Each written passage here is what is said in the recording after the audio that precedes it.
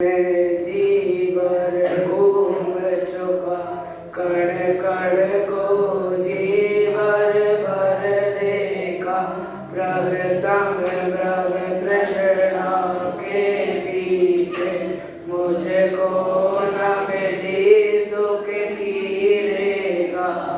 ओम नमः सिद्धेभ्य।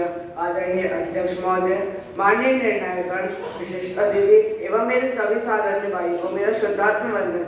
आज की इस प्रवर्तमान ज्ञान गोष्ठी में मेरा केंद्र बिंदु है अनित्य अक्षण संसार एवं एकत्व भावना का स्वरूप। हम इस विषय को 3 बिंदुओं के माध्यम से जानेंगे। प्रथम बिंदु, भावना किसे कहते हैं और वह कितनी होती है। द्वितीय बिंदु, अनित्य अक्षण संसार एवं एकत्व भावना का सामान्य स्वरूप। तृतीय बिंदु, इन भावना से हमें सीख क्या मिलती है। तो प्रारंभ करते हैं हमारा प्रथम बिंदु। भेद ज्ञान पूर्वक संसार, शरीर एवं भोगों से उदासीनता का भाव वही भावना कहलाती है। ये भावना 12 प्रकार की होती है। आपको पूर्व वक्ता ने इन 12 भावनाओं के नाम तो बता ही दिए हैं। अब इनमें से जो प्रथम की 6 भावनाएं वह वैराग्यपरक भावना होती है और जो शेष 6 भावना है वह तत्वपरक भावना होती है। जिनमें से आज हम प्रथम की 4 भावना अर्थात वैराग्यपरक भावना चर्चा करने आए हैं। तो आपके मन में एक शंका तो हो ही रही होगी, वैराग्यपरक भावना अर्थात क्या है। तो वैराग्यपरक भावना अर्थात जो वैराग्य की प्रेरणा है। अब हम अपने अगले बिंदुओं की ओर चलते हैं।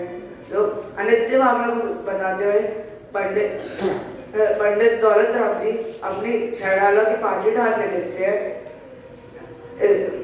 अभी 5वीं ढाल में लिखते हैं, जो वन ग्रह गोधन नारी गए जन आज्ञाकारी इंद्रिय भोग छिन छाई सुर धनु चपलाई।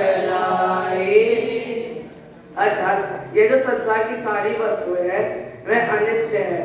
अनित्य अर्थात आयन नहीं, नित्य अर्थात सदैव, जो सदैव नहीं रहने वाली वह अनित्य कहलाती है। जो संसार की सारी वस्तुएं वह अनित्य है, हमारे साथ सदैव नहीं रहने वाली। केवल एक अपनी आत्मा ही है जो हमारे साथ हमेशा रहने वाली है। ऐसा पर चिंतन करना वह अनित्य भावना है। अब अक्षण भावना को समझाकर कविवर पंडित भूदेवदास जी अपनी 12 भावना में लिखते हैं। दल बल देवी देवता माते पिता परिवार मरती बेरिया जीव को कोई न राखनहार। अर्थात यह जो इस संसार में हमारी कोई शरण नहीं, चाहे वह हमारे माता पिता मित्र गुरुजन कोई क्यों ना हो, वह कोई हमारी शरण नहीं। केवल एक अपनी आत्मा ही है जो हमारी शरण है। इस प्रकार बारंबार चिंतन करना वह अशरण भावना है। अब संसार भावना को बताते हुए पंडित जयचंद जी अपनी 12 भावना में लिखते हैं। पर द्रव्य ते प्रीति जो है संसार अबोध ताको फल गति चार में भ्रमण कयो शुद्ध शोध। अर्थात यह जो जीव की अशुद्ध पर्याय का नाम संसार है। यह इस संसार में लेश मात्र भी सुख नहीं। जो सुख है वह कल्पना मात्र है, वासना मात्र है। सच्चा सुख तो अपनी आत्मा में ही है। इसलिए हमें अपनी आत्मा का चिंतन करना चाहिए। ऐसा बारंबार चिंतन करना वह संसार भावना है। अब एकत्व भावना को समझाते हुए बाबू जुगल किशोर जी युगल अपनी देवशास्त्र गुरु पूजन की जयमाला में लिखते हैं। मैं एकाकी एकत्व लिए सबरी आवे तन को साथी सब दाता परे भी छोड़ चले जाते। अर्थात इस संसार में हमारा कोई साथ देने वाला नहीं। अर्थात यह जीव इस संसार में अकेला आया था और इस संसार से पार भी अकेला होगा। यह जीव जो भी कर्मों को भोगता है वह अकेला ही भोगता है। इस प्रकार बारंबार चिंतन करना वह एकत्व भावना है। अब हम अपने तृतीय एवं अंतिम बिंदु की ओर चलते हैं, जो है इन भावना से हमें सीख क्या मिलती है। जो सर्वप्रथम हम अनित्य भावना से क्या सीख मिलती है वह जानेंगे। ये जो संसार की सारी वस्तु है वह अनित्य है, अर्थात हमारे साथ सदैव नहीं रहने वाली।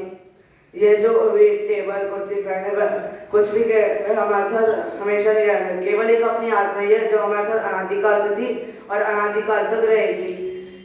इसलिए हमें अपनी आत्मा का चिंतन करके मोक्ष की प्राप्ति करनी चाहिए। अब हम जानेंगे अशरण भावना से क्या सीख मिलती है। यह जो संसार है उसमें हमारी कोई शरण नहीं, चाहे वो हमारे मित्र गुरुजन क्यों ना हो। इस संसार में केवल एक अपनी आत्मा ही है जो हमें शरण दे जाती है। इसलिए हमें अपनी आत्मा की शरण लेना चाहिए और उस मोक्ष की प्राप्ति करनी चाहिए। अब हमें संसार भावना से क्या सीख मिलती वह जानेंगे। इस संसार में बिल्कुल भी सुख नहीं है। कुछ ही वैसा मानते हैं इस संसार में सुख है, परंतु वह सुख कल्पना मात्र है। सच्चा सुख तो अपनी आत्मा में ही है। जो यह संसार का सुख है वह तो आकुलतामय है, सच्चा सुख निराकुल सुख है। इसलिए हमें उस निराकुल सुख की प्राप्ति करनी चाहिए। अब हम जानेंगे एकत्व भावना से क्या सीख मिलती है। तो हम इस संसार में, हम अर्थात सभी जीव इस संसार में अकेले आए थे और अकेले संसार से पार हो गए। चाहे हम नरक में रहे, चाहे हम मोक्ष में रहे, हम रहे, यह जीव अकेले ही रहेगा। यह जीव जो भी कर्मों के फल भोगता है वह अकेला भोगता है, उसका साथ देने कोई नहीं आता। इसलिए हमें अपनी आत्मा का चिंतन करके उस निराकुल सुख की प्राप्ति करनी चाहिए। इसी मंगल भावना से मैं विराम देता हूँ।